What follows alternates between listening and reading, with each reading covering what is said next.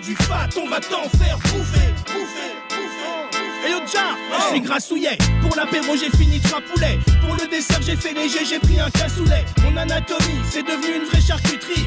C'est plus un fois que j'essaie une aubergine farcie. J'aurais bien dû me douter qu'il m'arriverait des tuiles. Vu que ce qui coule dans mes veines c'est de l'alcool et de l'huile. Je rentre plus dans mes polos, je fais le poids d'un épaulard. T'as gagné le gros lot, t'es tombé sur un gros là.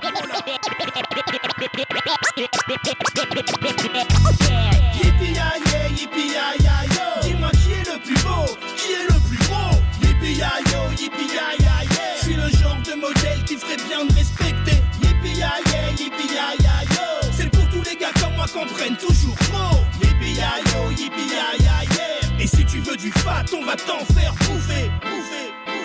Bonjour et bienvenue dans Gastronomiquement Vôtre, l'émission qui décortique le contenu de vos assiettes et les coulisses des restaurants.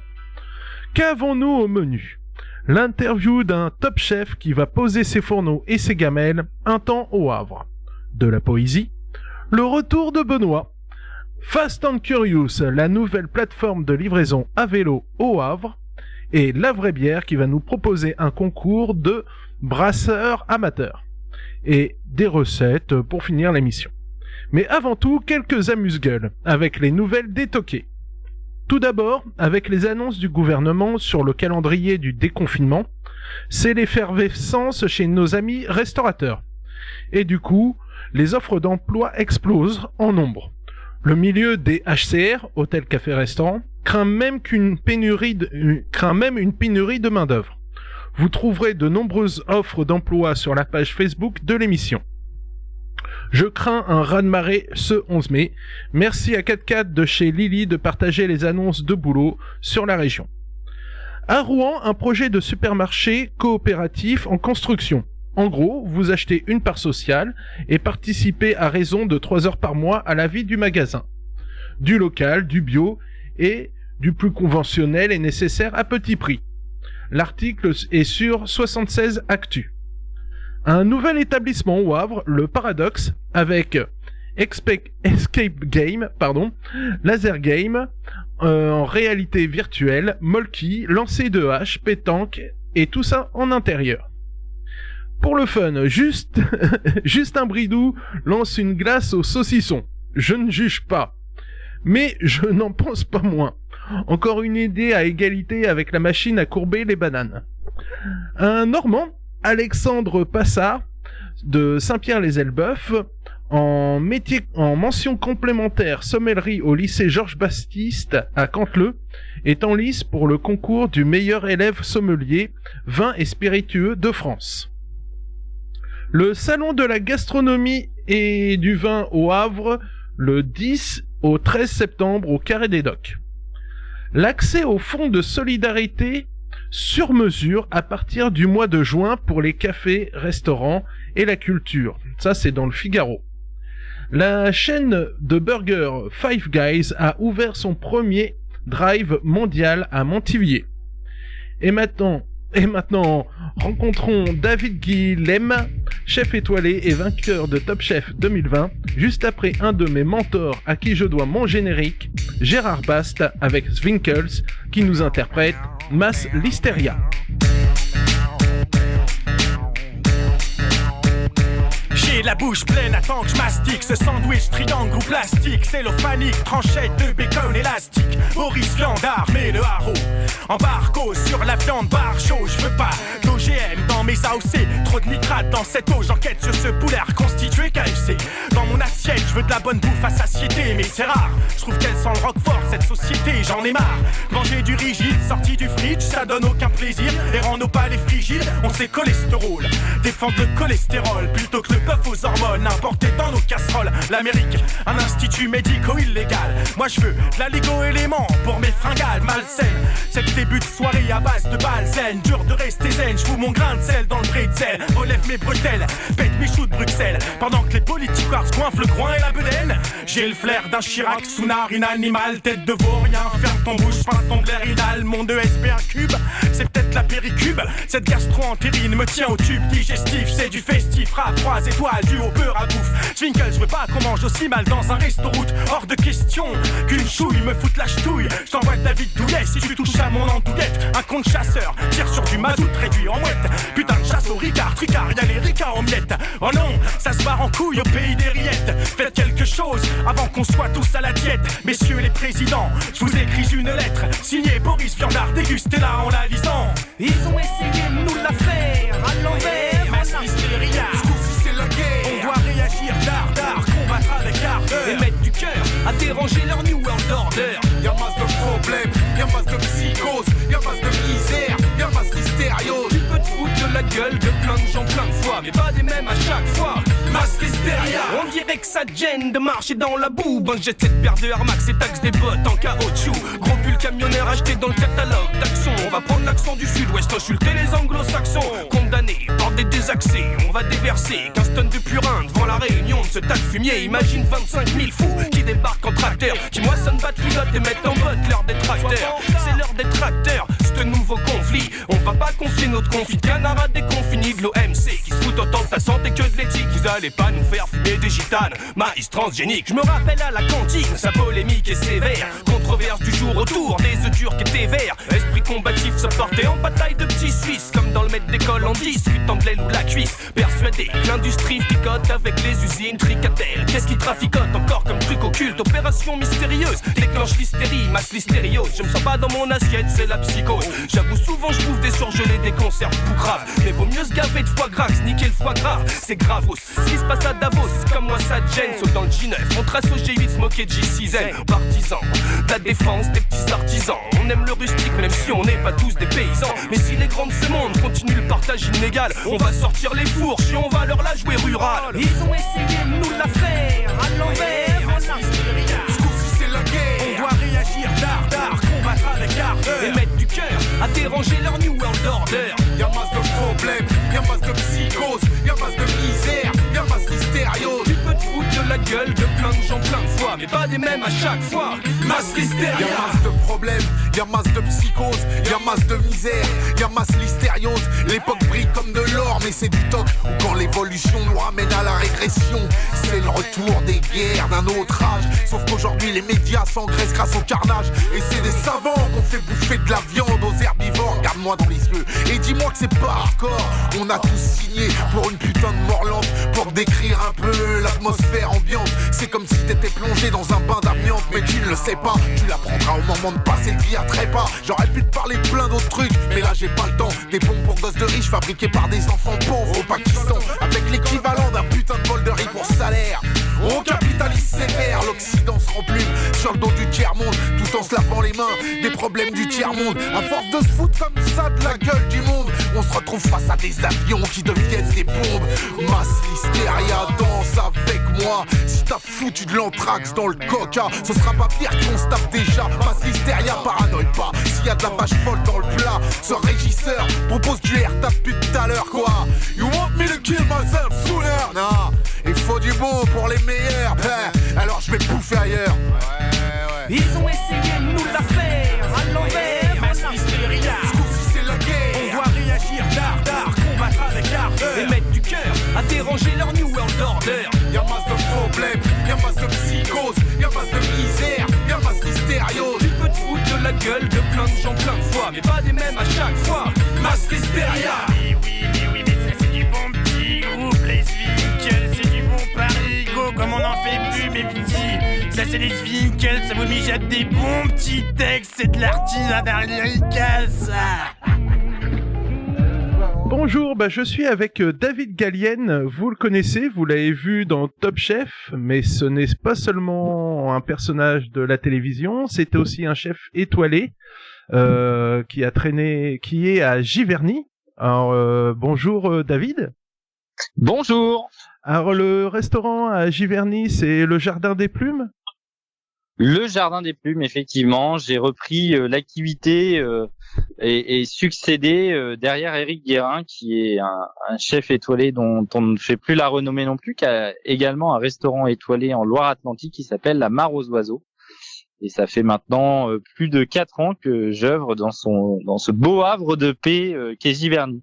Oui, et Havre de Paix, en plus Monet, c'est là où c'est au Havre qu'a été peint Impression Soleil Levant. Il y a une petite histoire d'amour entre Giverny et Le Havre, en tout cas. Exactement. Et c'est vrai que Monet était très attaché à ces terres, comme je peux l'être aussi, puisque normand d'adoption, hein, je suis né dans la Sarthe, mais en tout cas j'ai grandi en Normandie et je suis très attaché à mon terroir. Ah oui, j'ai cru comprendre que vous aviez une petite histoire d'amour avec Rouen. Oui, effectivement, j'ai pris ma première place de chef dans un restaurant qui n'existe plus, qui était un restaurant étoilé qui s'appelait Origine. Et donc, effectivement, j'ai fait un passage en Seine-Maritime avant de poser mes valises à Giverny. Oui, et donc vous achetez Giverny, c'était en janvier 2020. J'achète le Jardin des Plumes en janvier 2020. Alors, donc ça a dû être compliqué avec le contexte actuel de maintenir une entreprise, je sais pas, est-ce que vous avez eu le droit aux aides de l'État, par exemple? Alors c'est vrai que ça a été très compliqué puisque j'étais pas éligible aux aides de l'État. Il a fallu trouver des solutions et rebondir assez rapidement. Chose qu'on a fait, on a remis notre food truck sur les routes puisque habituellement utilisé uniquement sur la partie saisonnière dans le village. Eh bien, j'ai décidé d'aller faire les marchés et partir à la rencontre bien des locaux dans un premier temps, puisqu'on a commencé à Noël dernier par un marché, puis 2, puis 3, puis 4, et puis maintenant, nous voilà partis sur tout le mois de mai jusqu'au 6 juin sur les routes de la Normandie à la rencontre, à votre rencontre, puisqu'on vous a privé de venir jusqu'à nous. Eh bien, c'est nous et c'est le restaurant qui se déplace à vous. Donc, il y aura un point de rendez-vous au Havre? Alors oui, effectivement, je vous donne rendez-vous au Havre très prochainement. Alors, c'est le 28, si je me rappelle, 28 mai. Ça doit être ça. J'ai plus la tête, j'ai plus la date en tête, mais. Et okay. Qu'est-ce qu'on pourra manger du coup? Alors un menu 100% normand, hein, de l'apéro jusqu'aux gourmandises. J'ai envie de dire, j'ai vraiment ciblé des produits traditionnels de la Normandie qui pourront régaler petits et grands. Il y en aura pour tous les goûts. Pas de menu, c'est vraiment à la carte. Les gens font comme ils veulent. Je vous invite tous à venir découvrir et à venir me rencontrer. Alors ça sera le 28 mai sur le marché du Havre, place des Halles, j'imagine. Donc, c'est Plastière, alors je sais pas. Ouais, c'est ça. Ouais, okay. Plastière. Et ouais, donc moi, je serai là. En tout cas, je vous promets, je serai présent. Super. Je suis un gourmand, donc j'ai pas le choix. Et alors donc il y a le food truck. Vous allez redémarrer sûrement le restaurant courant juin, j'imagine. Alors, nous réouvrirons effectivement le restaurant le 23 juin en ce qui me concerne, puisque je m'étais engagé dans divers projets et on ne pourra pas honorer l'ouverture avant. Et c'est très compliqué sur de la demi-jauge de financièrement s'y retrouver. Donc, on va essayer de se rapprocher au plus proche de la date de la grande liberté, on l'espère tous. Et voilà, en ce qui me concerne, je suis vacciné à 300% et j'invite également tous les Français à faire de même pour pouvoir vite en sortir, puisque je pense que c'est la seule solution aujourd'hui pour retrouver une certaine sérénité et retrouver une vie à peu près normale. Exactement, je partage tout à fait votre point de vue. Va falloir qu'on avance. J'ai pris mon rendez-vous, moi j'attends, je suis un peu trop jeune. Mais j'ai eu ma deuxième dose ce matin, moi. Ah c'est bien. Voilà, ça y est, c'est fait. On peut donc, on va vous retrouver sur les marchés là à travers la Normandie, et si on veut un peu vous apercevoir, vous aviez fait tourner une chaîne YouTube où on peut retrouver des recettes de votre part. Ça, c'est le côté un peu sympa.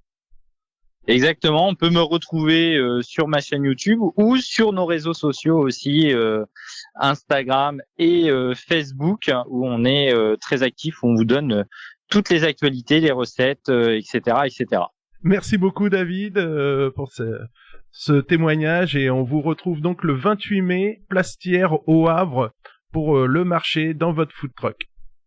À très vite, merci beaucoup. Tout de suite, un peu de poésie avec Luc à la lecture. La cuisine. Dans la cuisine où flotte une senteur de thym, au retour du marché comme un soir de butin. S'entassent pêle-mêle avec les lourdes viandes, les poireaux, les radis, les oignons en guirlande. Les grands choux violets, le rouge potiron, la tomate vernie et le pâle citron. Comme un grand cerf volant, la raie énorme et plate, giffouillée au couteau d'une plaie écarlate. Un lièvre au poil rougi traîne sur les pavés, avec des yeux pareils à des raisins crevés. D'un tas d'huîtres vidées d'un panier couvert d'algues monte l'odeur du large et la fraîcheur des vagues. Les cailles, les perdreaux au doux ventre ardoisé laissent du sang au bec pendre leur cou brisé. C'est un étal vibrant de fruits verts, de légumes, de nacre, d'argent clair, d'écailles et de plumes. Un tronçon de saumon saigne et, vivant encore, un grand homard de bronze acheté sur le port. Parmi la victuaille au hasard entassée, agite, agonissant, une antenne cassée. Albert sa main, le chariot d'or. Il est un ami, un copain d'apéro, un professionnel du métier de bouche, généreux, jovial, réfléchi, mon pote Benoît, pour parler du monde du travail dans les cafés, hôtels, restaurants. Salut Benoît. Bonjour Michel. Alors voilà, en gros, qu'est-ce qui se passe ? Réouverture des restaurants 19 mai, donc que les terrasses, à 50% de leur capacité. Est-ce que tout le monde va le faire ? Ça, j'en suis moins sûr. Quoi d'autre ? Un gros problème d'embauche à l'heure actuelle sur les hôtels, restaurants. Pourquoi ? Parce que il y en a plein qui ont goûté à une autre vie, donc qui ont changé de métier carrément. Donc il manque de la main d'œuvre. Donc on estime, les syndicats estiment à 100 000 personnes qui ont quitté le métier, et on estime à une pénurie donc au moins de 100 000 personnes à 300 000 personnes. On recherche du monde, donc plein d'offres d'emploi à l'heure actuelle. Je sais pas, toi, au niveau du boulot, t'as souci, il vous en manque du monde ? Oui, il nous manque du monde, forcément. Déjà, depuis quelque temps, on avait du mal à trouver de la main-d'œuvre qualifiée. Ça va devenir très difficile aujourd'hui, forcément. Ouais, non, bon, alors déjà, oui, avant le Covid, on avait déjà des soucis pour trouver du personnel, le garder, surtout. Parce que voilà, on s'essaie à ce métier-là, on découvre les contraintes du métier, c'est-à-dire pas de week-end, pas de jours fériés, des horaires élastiques. On va dire en moyenne un serveur fait 45 heures semaine. On signe 35, mais après on fait des heures sup. Et vient le problème à l'heure actuelle de savoir où on va trouver. Alors les syndicats proposent à l'heure actuelle des formations rapides auprès des étudiants qui ont besoin de bosser parce que ils sont en train de crever la dalle, nos étudiants. Et les syndicats proposent des formations rapides sous forme de CQP, contrat qualifiant professionnel.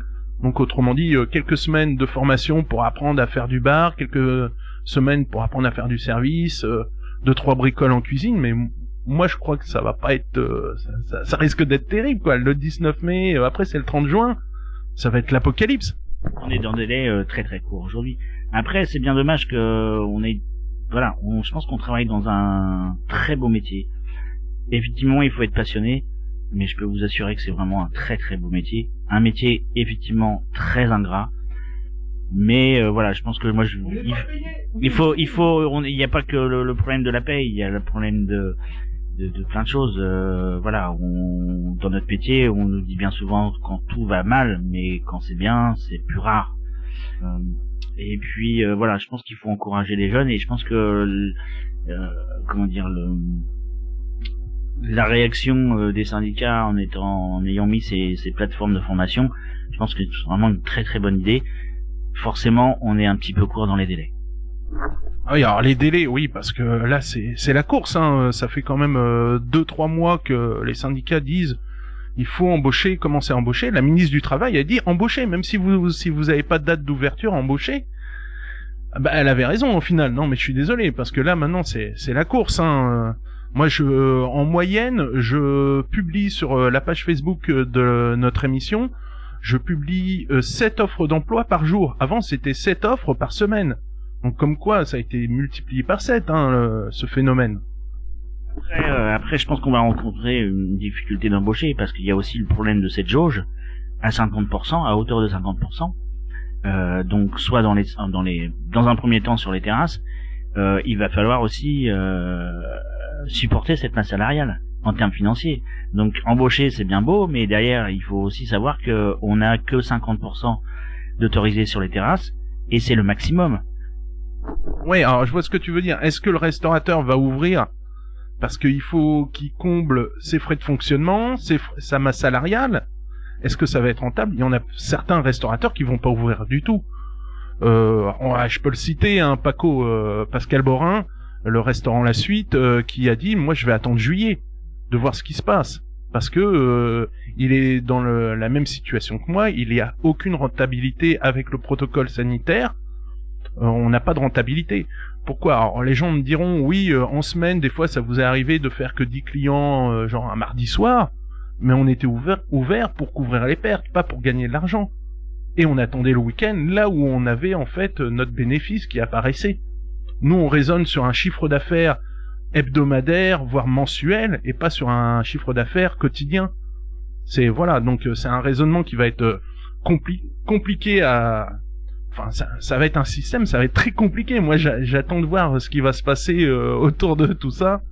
Et puis, surtout, je pense que aussi, on ne sait pas ce que vont faire nos Havrais et est-ce qu'ils vont rester sur place, est-ce qu'il y en a qui vont partir en vacances. On intervient quand même dans des zones estivales où aujourd'hui, tout le monde effectivement attend l'ouverture des restaurants, des bars, cafés, terrasses. Mais on arrive aussi dans les périodes de vacances, de grandes vacances. Est-ce que les gens vont rester? Est-ce que les gens vont partir? Parce que je pense qu'ils attendent aussi de partir un peu, parce qu'il y en a qui en ont besoin. Il y en a qui vont sûrement rester parce qu'ils vont aussi avoir peur du Covid, mais s'ils ont peur du Covid, ils vont pas forcément être sur les terrasses. Donc aujourd'hui, on est aussi dans un marché qui reste incertain. Alors voilà, est-ce qu'il faut embaucher? Est-ce qu'il faut pas embaucher? Est-ce qu'il faut ouvrir? Parce que d'abord, et tu viens de le dire, on a aussi des structures qui sont plus ou moins grandes, petites, et où au moins pour les petites on pourra pas parce que ouvrir pour 10 couverts ou voilà, ça sera pas supportable entre les frais fixes et la masse salariale forcément. Et on parle que de terrasses. On a beau être la région la plus ensoleillée de France, contrairement à ce qu'on peut penser en Normandie. La Normandie est la région la plus ensoleillée de France à l'heure actuelle. On dépend des intempéries. La plage, les restaurants de la plage du Havre, systématiquement, quand il pleuvait, ils savaient qu'ils allaient faire zéro. Donc, aujourd'hui, tous les restaurants de la plage du Havre ont tous des salles fermées. Mais aujourd'hui, le problème, c'est que pour l'instant, on ne peut pas utiliser ces salles fermées. On est obligé d'être en terrasse. Donc, effectivement, on va être très tributaire de la météo. Alors, qu'est-ce qu'on appelle terrasse aussi? Parce que, d'après un architecte, c'est terre brute et pas de toit, normalement une terrasse. Donc, moi, je vois certaines structures dont on parle à l'heure actuelle pour la restauration. Il faut qu'il y ait au moins trois côtés ouverts sur l'extérieur. Donc, donc on peut avoir une partie ombragée, on peut avoir une bâche, une tente, mais il faut que ça soit ouvert sur l'extérieur pour que ça soit aéré, forcément pas face au protocole. Moi, je me pose aussi la question, si ces restaurateurs ouvrent, et il y en a qui vont pas avoir le choix d'ouvrir en fait, c'est les jeunes qui sont lancés là pendant le confinement. Je pense à des petits restos comme Aboun Tartine, qui ont pignon sur rue. Eux, ils ont plus le choix parce qu'ils ont des aides minimes, parce que c'est des créations. Ils bénéficient pas des aides proportionnelles à un ancien chiffre d'affaires, vu qu'ils ont pas d'ancien chiffre d'affaires. Et eux, ils ont l'obligation d'ouvrir. Entre autres, là, on va avoir le Paradoxe. Je sais pas si tu connais, là, ça va ouvrir sur le Havre. Donc Escape Game, Laser Game, lancer de hache, molki, pétanque, enfin plein d'animations autour d'un café, d'un bar. Donc c'est bien dans notre domaine de l'animation, de l'événementiel. Eux, ils ont pas le choix, ils sont obligés d'ouvrir et ils sont obligés de réussir, sinon ils mettent la clé sous la porte tout de suite. Donc voilà, il y a aussi ce phénomène de nouveauté, de nouveaux établissements. Et qui dit nouveau établissement veut dire aussi qu'il y en a beaucoup qu'on fermé entre deux, donc il va y avoir de la casse, mais il y a déjà de la casse. Hein. Tu disais tout à l'heure, on a discuté un petit peu avant, tu disais que t'avais regardé avec un copain les liquidations et que t'en avais déjà découvert plus d'une douzaine sur le Havre. Ouais. Beaucoup. Après, en termes de création, peut-être que pour certaines créations, il était peut-être un peu prématuré de vouloir de lancer ce défi. On est quand même dans une période Covid incertaine. Je pense que ces gens-là, il faut qu'effectivement ils aient vraiment la tête sur les épaules et de sortir des concepts novateurs qui sont susceptibles de fonctionner très rapidement, parce qu'effectivement va se poser un problème. Alors, je peux donner les raisons. Aboun Tartine avait fait un plan d'exploitation. Il devait fonctionner, voilà, ils avaient misé que sur la vente à emporter, ainsi de suite. Mais il y a eu un phénomène sur une loi qui interdit maintenant les emballages jetables plastiques. Et du coup, il y a eu le prix des emballages s'est envolé et ça ne rentrait plus dans leurs calculs. Donc ils ont été obligés de fermer. Et là, ils vont réouvrir bientôt. Pourquoi ? Parce que les conditions seront plus souples, parce que le couvre-feu va s'étendre, parce qu'ils avaient moins de plage horaire, et ça, c'était pas prévu dans leur plan d'exploitation, dans leurs calculs. Voilà, plein de raisons qui font que ça va être compliqué, que ça va pas être super génial. Moi, je pense que ça risque d'être folklorique. Comme on se disait, il va y avoir sûrement des gens qui vont se battre pour aller en terrasse.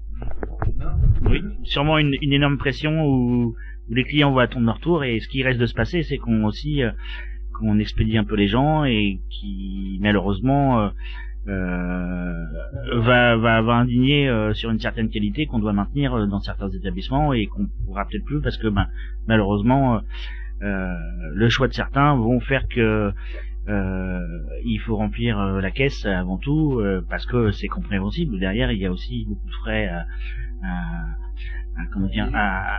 à rattraper, parce qu'aujourd'hui effectivement il y a beaucoup d'aides qui ont été mises en place, mais c'est pas gratuit, c'est pas acté, hein. Ce sont des dettes qui sont forcément repoussées dans le temps, mais il va falloir les rembourser.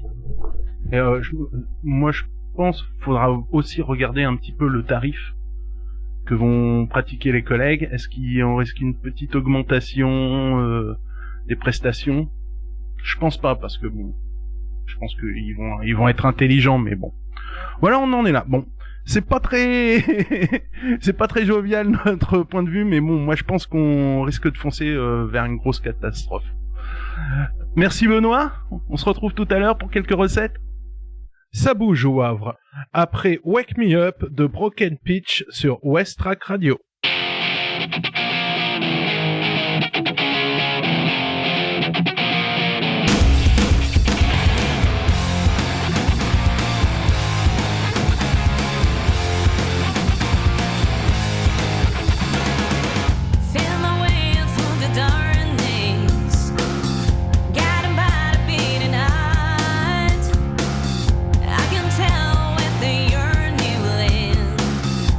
But I know where to sign.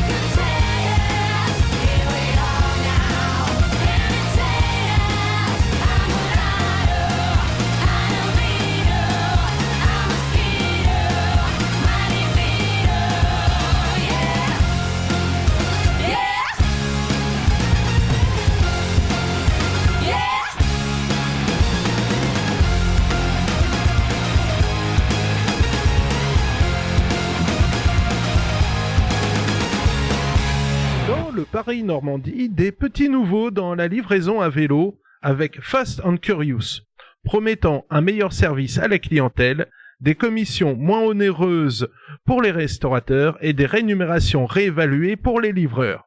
J'ai pu les joindre au téléphone. Voilà, je suis avec Charles de Fast and Curious. Bonjour Charles. Bonjour. Charles, donc, qu'est-ce que c'est Fast and Curious ? Alors, Fast and Curious, c'est une association de livraison de repas à domicile. Et ensuite, ça sera à terme une SCOP.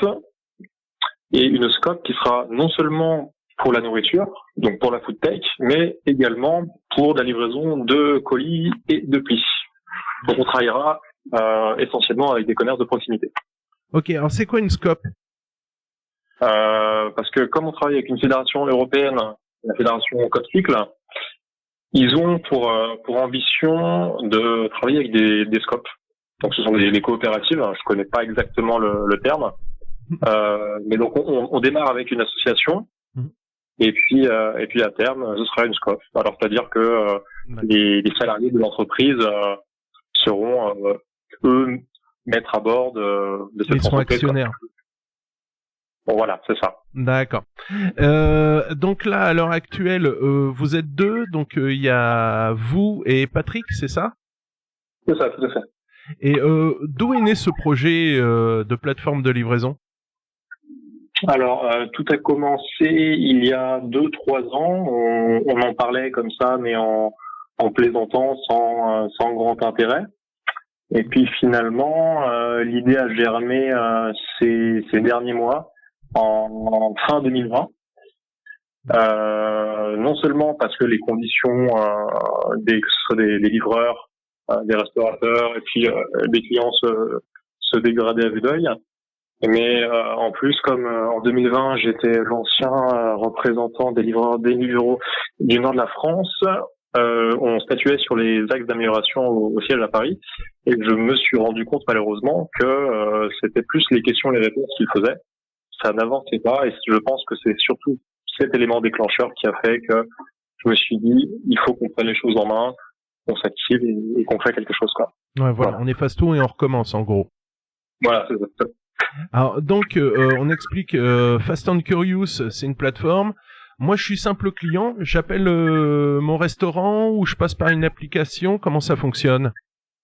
Alors vous pouvez tout simplement passer par notre site internet fast-and-curious.fr et notre site internet redirige le client en fonction de son appareil. Donc s'il est sur téléphone, ça le redirigera sur l'application.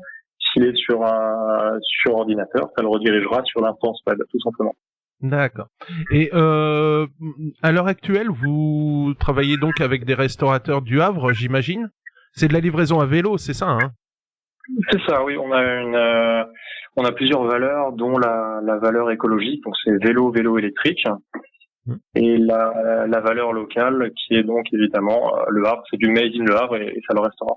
Et vous avez qui comme partenaire à l'heure actuelle ?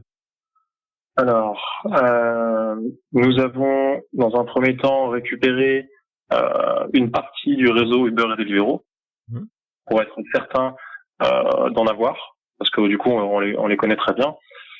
On a une bonne cohésion avec eux, et ensuite on va essayer de récupérer des commerces qui ne sont pas chez les grandes plateformes, parce que les clients veulent de la nouveauté. Et puis la plupart du temps chez nos homologues, c'est plutôt de la pizza, du burger, du tacos, et ils aimeraient avoir autre chose. Voilà. Avoir un maximum de diversité et de choix, j'imagine. Vous dites d'autres commerces, ça peut être, j'imagine, les labos photos, enfin tout ce qui demande justement le transfert de plis. Architecte, non ? Alors ça sera plus à terme. On n'est pas encore penché là-dessus. On se penche principalement sur de la food tech parce que c'était surtout notre domaine de prédilection. Mais après, oui, ça peut être tout simplement un particulier ou une entreprise qui a besoin de transférer des colis, des plis, bien sûr. Et bon, j'ai vu passer un petit article dans le Havre Presse. Vous disiez améliorer le service auprès de la clientèle, diminuer les frais pour les restaurateurs, et le troisième critère, et améliorer le revenu des livreurs, c'est ça? Oui, c'est vraiment un modèle vertueux, un modèle triple win qu'on veut mettre en place. C'est-à-dire que le client à l'heure actuelle, soit il ne reçoit jamais sa commande, soit il manque quelque chose dans sa commande, soit c'est un autre événement qui se produit. Ça, on veut plus que ça se reproduise. On connaît les problématiques, on peut trouver des solutions. Oui, donc c'est très ambitieux quand même. Comment? C'est très ambitieux comme projet. Tout à fait. Mais on peut pas se comparer à nos homologues. Je suis persuadé que chaque plateforme drainera son type de clientèle. Oui, non. Non, mais c'est bien le côté vertueux, le côté écologique, proximité. On veut remettre l'humain au centre de notre service, ce qui n'est plus le cas. Et les commerçants ne dialoguent plus du tout avec les livreurs ne dialoguent plus du tout avec les clients, et on a vraiment perdu ce côté communicatif. Alors, surtout dans cette période où on a besoin justement de relations humaines, de contacts. Voilà, un sourire, ça suffit amplement des fois pour égayer la journée de quelqu'un. Donc, non, mais j'aime beaucoup ce concept. Est-ce que vous avez des besoins à l'heure actuelle? Est-ce que vous recherchez encore des partenaires? Est-ce que vous recherchez, sais pas, des livreurs ou autres? Alors, au niveau des livreurs, notre processus de recrutement est terminé. Nous avons 8 livreurs. Donc, pour les livreurs, c'est pas la peine. Ensuite, pour les commerces, on en a simplement pour le moment 7 actifs. On en a une vingtaine en stand-by. Donc, c'est pareil, on a ce qu'il nous faut. En revanche, il faudrait qu'on ait plus de clients. Ça serait bien, et également qu'on ait peut-être une subvention. J'avais démarré un financement participatif. J'ai raté la communication et du coup on l'a pas eu. Et là, je suis en train de demander une subvention en espérant que voilà. Alors, où vous trouvez, on va le rappeler, via le site internet. Alors, c'est fast-and-curious.fr, ça? Tout à fait. Alors, on va sur le site. Il y a une application aussi, vous avez dit? Alors oui, comme du coup on travaille avec une fédération européenne Copcycle, et ben du coup c'est leur application. Finalement, on travaille de concert avec eux. Ils nous prêtent cette application parce qu'une application c'est quoi? C'est à peu près 80 000 euros de frais, de ressources. 1 à 2 ans de développement mobile, et on n'avait pas forcément le temps ni l'argent. C'est pour ça qu'on passe par eux. Donc du coup l'application s'appelle Copcycle. COOPCYCLE. D'accord. Voilà. J'espère un bon développement, qu'on puisse vous trouver un maximum de partenaires et que ça fonctionne très très bien. Merci à vous. On espère aussi. Merci. La philosophie et la bière, c'est la même chose. Consommer, elle modifie toutes les perceptions que nous avons du monde, disait le poète. La vraie bière propose un concours, il nous explique. Voilà, je suis avec la vraie bière. Alors, on est au téléphone, je vous explique. Je suis donc avec David et Tom. Salut messieurs. Salut. Bonsoir. Voilà. Alors David, vous le connaissez, il est déjà passé dans l'émission. C'est le fondateur de la vraie bière. Les fondateurs. Ouais, avec le tonton Anthony qui est en train de faire du carrelage, je pense en ce moment. Anthony, on le connaît sur le Havre, c'est LOHO, Local Shop. On va y faire sa pub quand même, hein. Il galère. Il faut. Hein. Il galère, tonton. Ouais.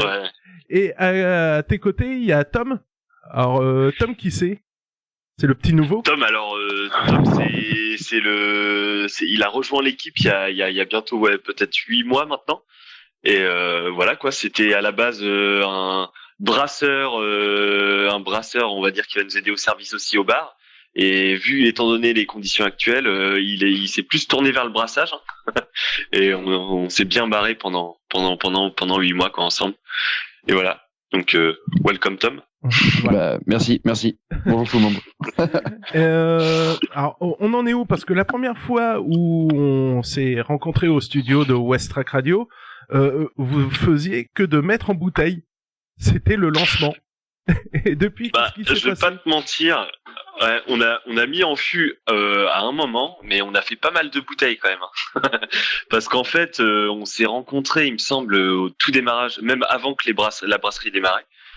Donc c'était en 2019. Et depuis, on a fait une gamme bouteille de 5 bières. On a ouvert un bar aussi, qui était plutôt cool. Donc là, Tom a rejoint l'équipe.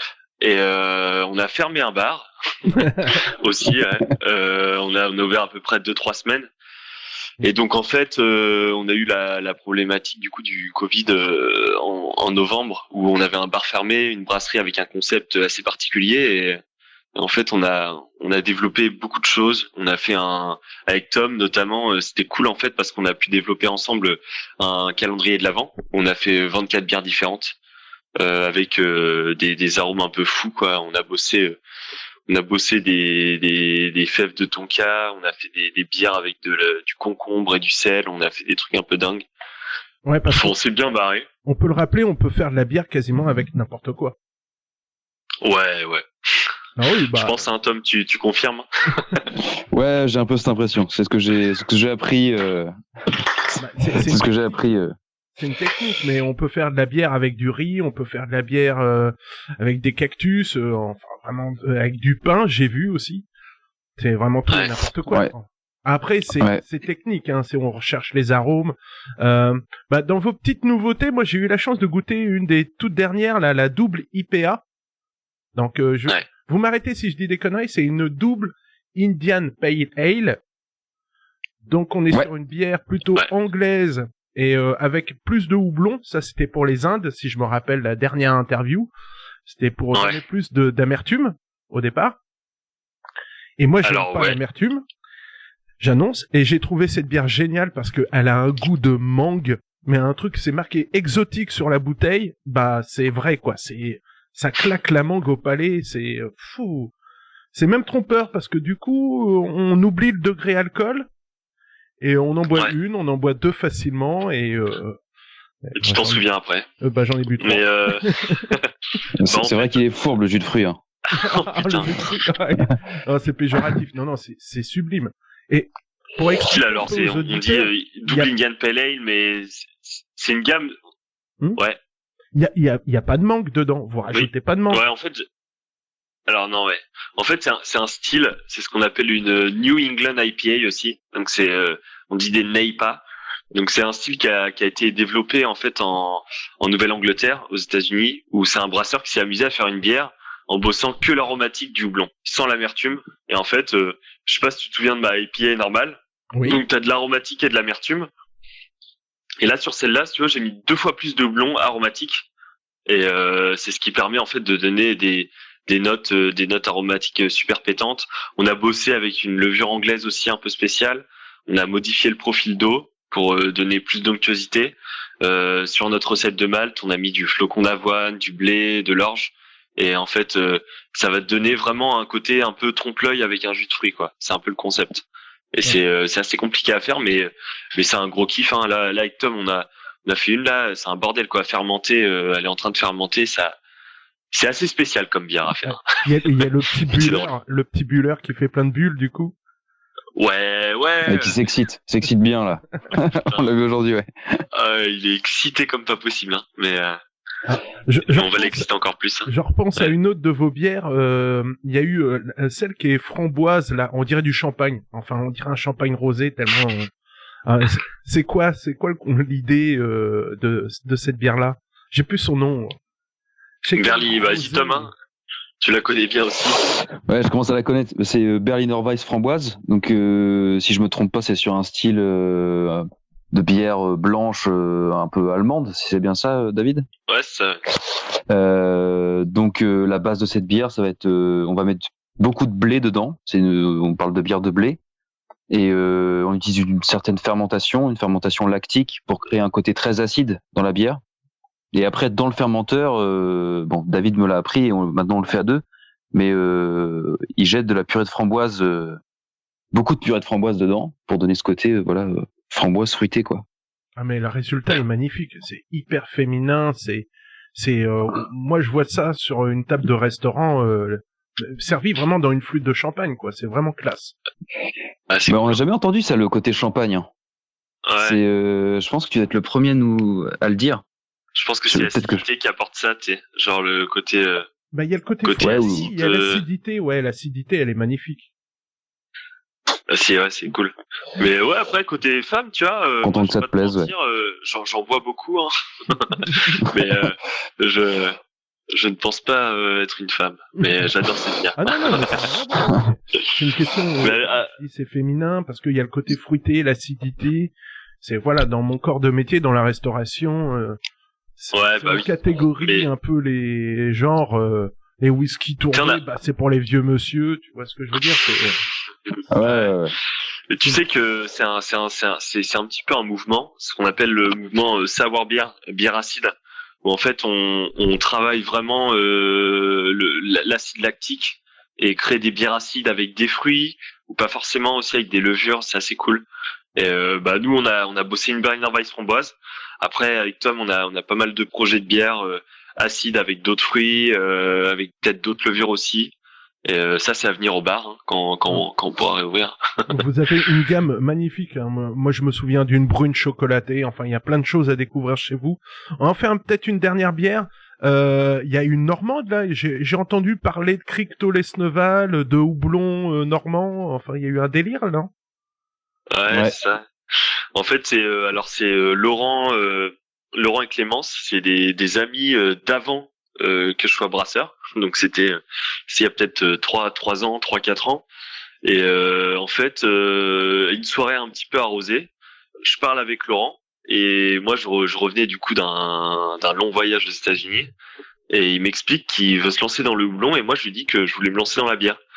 Et en fait, on a un peu tripé là-dessus et ouais, ça a matché quoi. Direct.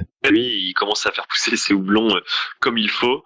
Et puis on était potes un petit peu avant. Et là, on est vraiment amis et on suit à fond leur projet. Parce qu'il y a une houblonnière, mais au-delà de ça, c'est un corps de ferme où ils ont envie vraiment de développer une petite sorte d'écosystème où va y avoir des cours de yoga, des yurts là, ils vont faire un atelier de métallurgie, une houblonnière, ils vont faire plein de choses.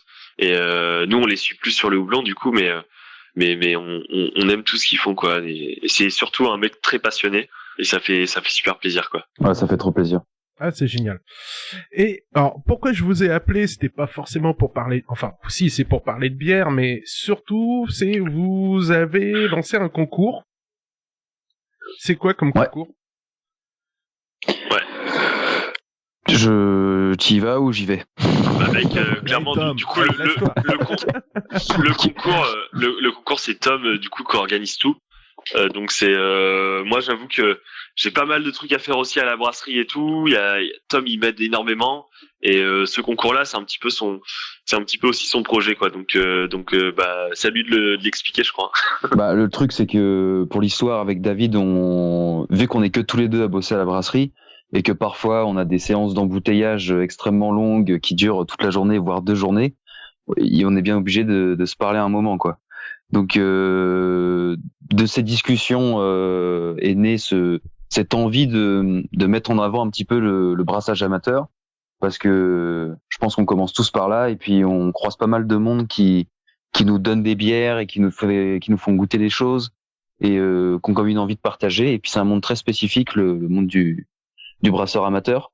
C'est un truc qui nous plaît beaucoup. Et donc là, on avait l'idée de mettre en place un petit concours, quelque chose d'assez simple, quelque chose de gratuit et ouvert à toute personne qui veut se mettre derrière les fourneaux et qui a envie qu'on découvre sa bière et qui a envie de la faire découvrir à un plus large public, on va dire, via ce tremplin que peut être un bar ou une brasserie. Alors, donc on vient avec sa recette ou on vient avec sa bière toute faite? Alors très simplement, le but du concours, c'est des personnes brassent leur bière. On leur a donné une deadline. Ils ont jusqu'au 15 juin pour brasser leur bière. Ils nous déposent leur échantillon. leurs échantillons vont être dégustés par un jury qu'on va faire un peu de promo sur ce jury qui je pense va être haut en couleur et on pense qu'il y aura Tonton, mais on essaie quand même de trouver quelque chose qui représente un petit peu on va dire toute personne qui peut consommer de la bière. Donc on va essayer de trouver des professionnels de la bière comme des non professionnels de la bière, on va dire des personnes un beau panel pour que ça soit très représentatif en fait. C'est ça, un beau panel représentatif. Donc on déguste les bières et à l'issue de cette dégustation, on va trouver un système de notation relativement objectif pour déterminer quelle est la bière la plus intéressante sur le thème de bière d'été. C'est le seul thème qui a été imposé. Et à l'issue de ce vote, la bière élue meilleure bière, la personne qui l'a brassée aura l'occasion de venir avec nous à la brasserie pendant une journée pour brasser sa bière sur 500 litres pour qu'elle soit ensuite servie au bar et qu'elle porte son nom pour faire un petit peu de pub quand même pour la personne qui a réussi à brasser sa bière. Voilà. J'aime beaucoup l'idée. Moi, je trouve que je sais pas, hein, je vais peut-être dire une connerie, mais on imagine, moi j'ai mon restaurant, pizzeria, voilà. Je fais mon auto-promo au passage. Non, la blague c'est que si je voulais une bière à mon identité, moi je connais rien à comment on brasse de la bière. Est-ce que je peux vous donner des indications et est-ce que vous pouvez imaginer une recette dans ce délire hein. Ça c'est un autre concept, je pense. On y pense de temps en temps de faire des bières avec des restaurants, mais le problème c'est que derrière c'est de l'embouteillage, c'est de l'étiquetage, c'est un logo, c'est tout ça. Nous là c'est vraiment le concept, c'est pas nous qui allons concevoir la bière, c'est vraiment le brasseur amateur. Et en gros Tom et moi on l'a perdu. Il va avoir sa recette, il gagne, et il va la brasser en 500 litres avec nous. Ah, c'est chouette. Ouais, allô? Ouais, non, c'est bon, tout va bien. Ouais, on t'entend. Ouais, c'est bien, il y a cette notion de partage, j'aime beaucoup. Ah ouais, non, c'est belle idée. Donc, c'est jusqu'à quelle date pour déposer ces recettes? 15 jours? C'est jusqu'au 15 juin. 15 juin. Et après, dégustation, et vous décernez le premier prix. Donc, ouais, c'est un beau brassage qui s'annonce. Parce que on a eu j'ai eu l'occasion d'échanger avec des personnes qui ont déjà participé à des concours et il semblerait que non seulement l'inscription souvent soit payante parce que on demande quand même une légère participation pour ne serait-ce que payer le trajet des personnes qui participent au jury, par exemple. Et ensuite, il y a un prix qui est décerné, mais le prix est honorifique si on veut. Là, nous, ce qu'on voulait, c'est on se dit qu'il y a énormément de personnes qui ont beaucoup d'imagination à ce niveau-là, qui nous font des bières qui voilà ont l'air hyper intéressantes sur le papier et ces personnes-là n'ont pas forcément accès à un matériel aussi important que celui d'une brasserie. Donc là, si la recette est vraiment digne de ce nom, pourquoi pas faire venir cette personne qui brasse sa bière et puis il pourra venir ensuite avec ses copains au bar et il dira regardez ma bière est servie, c'est ma recette, on l'a faite ensemble et bien sûr personne pourra la déguster quoi. J'adore l'idée parce que bon sans mentir j'ai au moins 2-3 copains qui brassent déjà chez eux. J'ai un Christophe, un Jérémy sous le coude qui font déjà de la bière chez eux dans leur garage voilà. J'attends l'inscription. Non mais c'est ça, je communique là-dessus. Non mais moi j'ai cette chance de pouvoir goûter les bières derrière, donc j'en profite un petit peu. Si tes amis sont intéressés et motivés et que j'imagine que s'ils brassent suffisamment souvent, ils doivent peut-être avoir quelques bières sous le coude. S'ils veulent nous les faire déguster pour participer à ce concours, et de toute façon, même si certaines bières sont pas retenues, je pense qu'on va on va booster la communication pour mettre en avant quand même des brasseurs amateurs qui nous font des trucs un peu dingos. Et ces personnes aspirent à être connues, si je peux dire. Voilà. Ouais. Faut pas hésiter. Voilà. Alors le concours, il y a aussi l'ouverture de la terrasse. J'imagine que la vraie bière va rouvrir ses portes bientôt, non?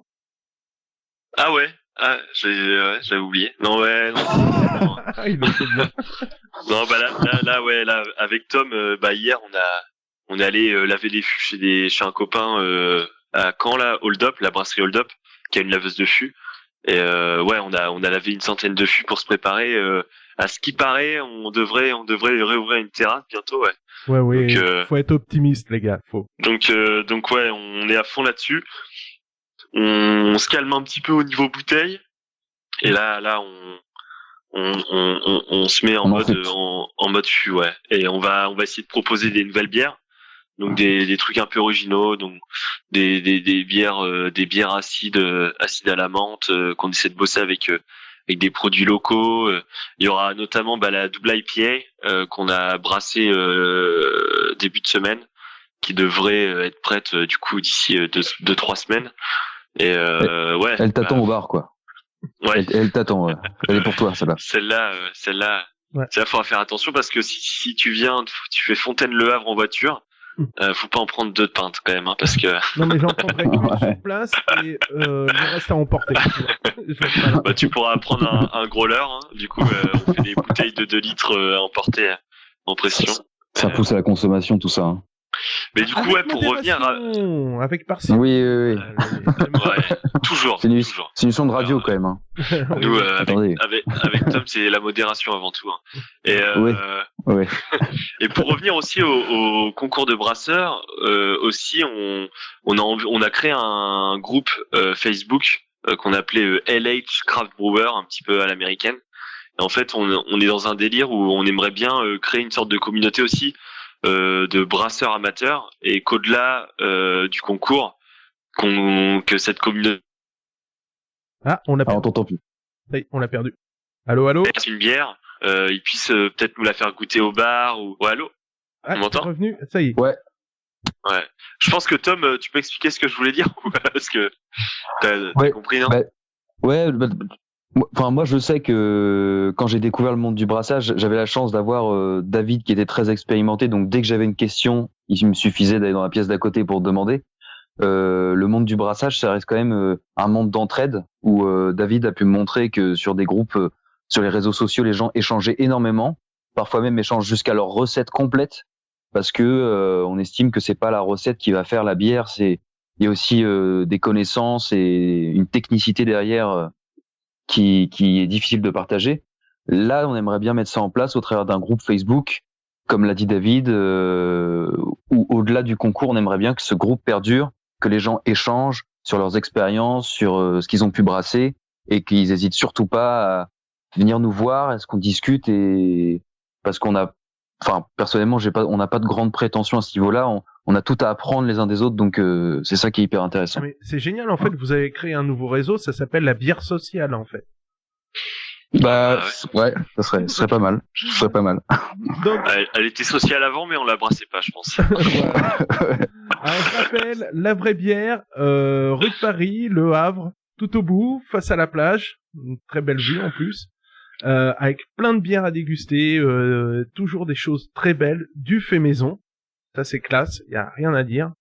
Et merci beaucoup les garçons, c'était chouette. Un petit moment avec vous, c'était sympa. Merci à toi. À bientôt. Ouais, merci beaucoup. Mais qu'est-ce que l'on va bien pouvoir manger ? L'éternelle question qui peut rendre fou le simple mortel lorsqu'il a des denrées à profusion. Quelques recettes avec Sir Benoît, l'alchimiste du placard et du frigo. Mais avant, on s'écoute Black Betty de Son of Dave.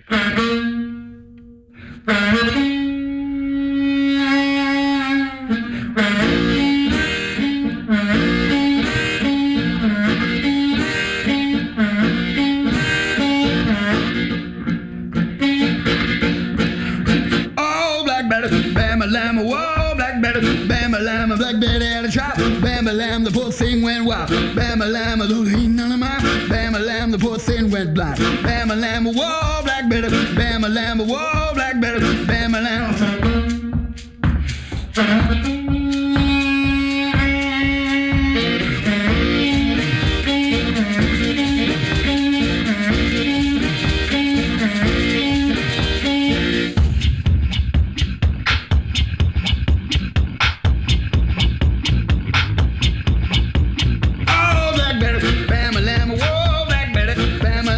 She gets me hot, bam-a-lam, that ain't no lie, bam-a-lam, she's so right,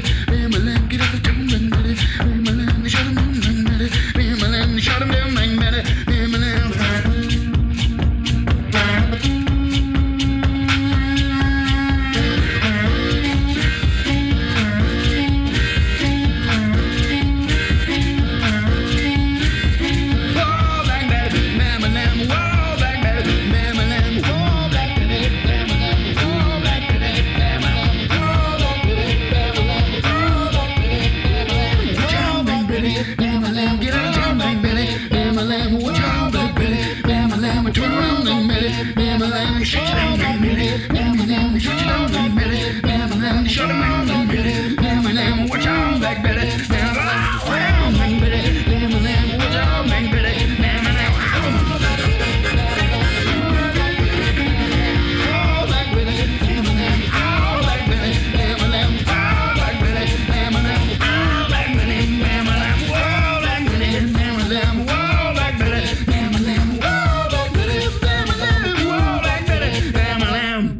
Voilà, avec Benoît, pour vous parler de recettes de cuisine. Alors moi je vais te brancher tout de suite sur un truc, je sais pas si t'es au courant, je fais partie maintenant de l'association de sauvegarde de l'œuf dur mayonnaise et j'ai fait quelques trucs de fou. Alors je vais expliquer où j'en suis à l'heure actuelle dans mes expériences. Ouais, parce qu'on peut appeler ça des expériences. À l'heure actuelle, je fais des trous dans des œufs avec une Dremel, donc la petite perceuse pourrait avoir un trou parfait. J'injecte dans l'œuf avec une seringue achetée en pharmacie du Calvados ou de l'huile parfumée à la truffe dans l'œuf. Je rebouche le trou avec de la paraffine alimentaire, tu sais, la paraffine pour les confitures. Et je cuis mes œufs dans des coquetiers, dans la marmite. Enfin, c'est un peu technique, mais ça marche. Ça marche, ça me permet d'enlever l'œuf souffré. Tu dois toujours vraiment utiliser l'outil Dremel pour faire un trou et tu peux pas directement... injecter le produit avec une seringue, avec une aiguille plus grosse ou... Alors, j'ai essayé, le problème c'est que ça fendille la coquille. Alors du coup, je perds le côté esthétique de l'œuf. Donc il me faut vraiment un trou parfait. Mais ça prend quelques secondes, hein, ça fonctionne vite. Hein. Justement, c'est peut-être aussi une idée à exploiter de fendiller l'œuf un peu sur plusieurs endroits. Mettre un peu, effectivement, de notre petite astuce, mettre un peu de vinaigre dans le liquide pour que l'œuf coagule rapidement. Peut-être que ça peut faire une décoration sympa une fois que ton œuf est décoquillé. Tu sais, ça fait un œuf un peu foufou, mais... Ouais, moi je vois le truc tentaculaire, hein. Mais attention, hein, faut pas que ça devienne un œuf poché non plus, hein. Faut que ça reste un œuf dur. Donc voilà, c'est des trucs que j'ai expérimenté. Et toi, t'as fait des trucs pendant le confinement, t'as expérimenté des petits trucs ou... Non, t'es resté sur tes basiques? Pas vraiment. Après, voilà, moi je reviens sur cette radio. Ça faisait peut-être à peu près un an qu'on s'était pas.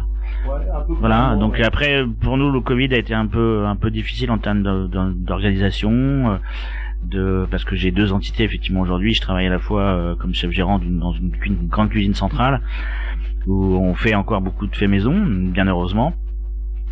Et puis l'entité forcément de traiteur et de prestations sur mesure qui aujourd'hui est forcément à l'arrêt.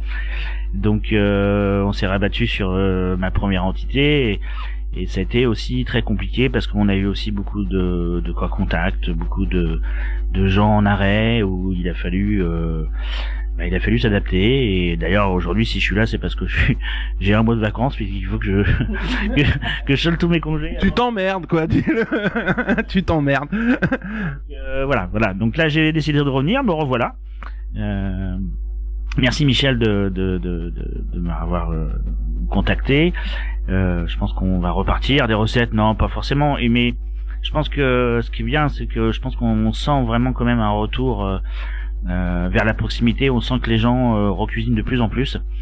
On peut le voir à travers forcément les émissions télévisées, mais on le voit aussi surtout sur les réseaux sociaux. Sur les chaînes YouTube où il y a vraiment des très belles choses qui se font, il y a des belles créations, il y a de l'idée, il y a de la recherche et ça je pense que c'est très sympa et c'est très très bien pour nous pour l'appréciation de notre métier en fait. Je rebondis là-dessus parce que moi j'ai découvert une chaîne YouTube là il y a pas longtemps, c'est une recette un jour. Très peu d'ingrédients et j'ai découvert une recette dessert mais des plus simples du monde. J'ai cru qu'elle était folle au départ. Je vais donner la recette même précise. Je crois que même que je l'ai déjà donnée dans une autre émission. C'est on part sur une béchamel. J'ai bien dit que c'était un dessert. Hein. Tu pars sur 60 grammes de beurre que tu fais fondre. Tu rajoutes 60 grammes de farine. Tu fais ton roux. Tu balances 1 demi-litre de lait. Donc tu pars bien sur une béchamel. Et la surprise, pas de sel, pas de poivre, pas de muscade. Tu rajoutes 100 grammes de chocolat pâtissier que tu fais fondre dans ta béchamel. Et après, au niveau de la présentation, deux possibilités. Soit tu fais des petits ramequins, soit tu fais un bac pour faire des quenelles plus tard. Et tu obtiens un crémeux au chocolat, mais un truc à tomber, quoi. En plus, peu de sucre, t'as que le sucre du chocolat. Recette archi simple, et il y a plein de petites recettes comme ça, de petits flancs, de choses vraiment simples. Il serait peut-être intéressant pour cette recette de varier la farine avec la maïzena, qui va peut-être la maïzena venir aérer un peu plus. Ouais, ou voire même, moi je pensais peut-être faire, tu sais, un peu comme on fait les blancs manger, incorporer peut-être une crème fouettée à cette béchamel là. Ça ferait un peu panna cotta ou quelque chose de plus mousseux, ouais. Ah, c'est pas con ça, tiens, ouais, je vais réessayer sur une base maïzena. Sinon, ouais, après. Il faut pas que de la maïzena. Ouais, enfin, maïzena ou fécule, ouais, moitié farine, ouais. Alors, 30 grammes de fécule, 30, ouais, à essayer. À faire gaffe, hein, c'est vachement plus liant la maïzena, hein. Mais ça aère, et puis tu peux peut-être aussi couper, mettre moitié lait et moitié crème, qui vient donner de la générosité, de l'onctuosité, comme nous les bons gourmands qu'on est. Ouais. Ah ouais, non, mais ouais, la crème en Normandie, obligatoirement. Qu'est-ce que j'ai fait comme truc de fou? Non, là, ouais, vraiment truc de fou, parce que là, il y avait plein d'étapes. Non, j'ai pris un poulet, je l'ai complètement désossé, mais entier. Ouais, le truc, on aurait dit, truc de dissection, tu vois, le truc, c'est pas très joli sur le moment. J'ai mis ça au fumoir pendant 4 heures, donc un poulet bien fumé. Et vu que c'est tout plat, bah, j'ai mis des tranches d'emmental fines, j'ai mis des tranches de bacon, j'ai mis au milieu une poêlée d'oignons, ces oignons un peu caramélisés là.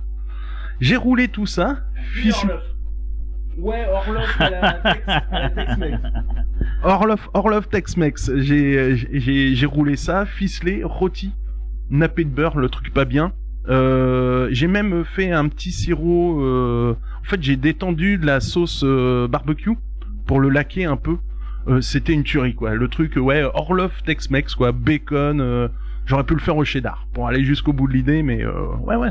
Si, moi j'ai peut-être quelques recettes. Vous savez qu'aujourd'hui la grande tendance c'est aussi, alors nous en collectivité, donc que ce soit dans les groupes scolaires, dans le santé médico-social où je travaille, où nous avons des nouvelles réglementations où on s'octroie de nous imposer des repas végétariens au moins une fois par semaine, et donc du coup on s'est intéressé dessus, on a fait des recettes qui sont pas trop mal, dont un riz brésilien par exemple, qui est un riz qui est composé d'haricots rouges, de mangue, de cheddar rouge fondu, de mozzarella,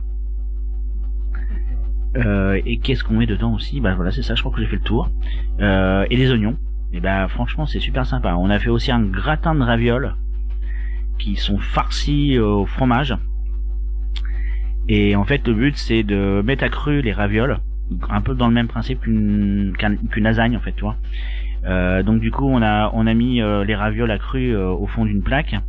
Par-dessus on a mis une compotée de courgettes, parce qu'on est vraiment tout début de la saison, avec une troisième couche d'une compotée de tomates fraîches, et fini par une couche de fromage fondu type mozzarella et parmesan. Ouais, ça claque bien ça.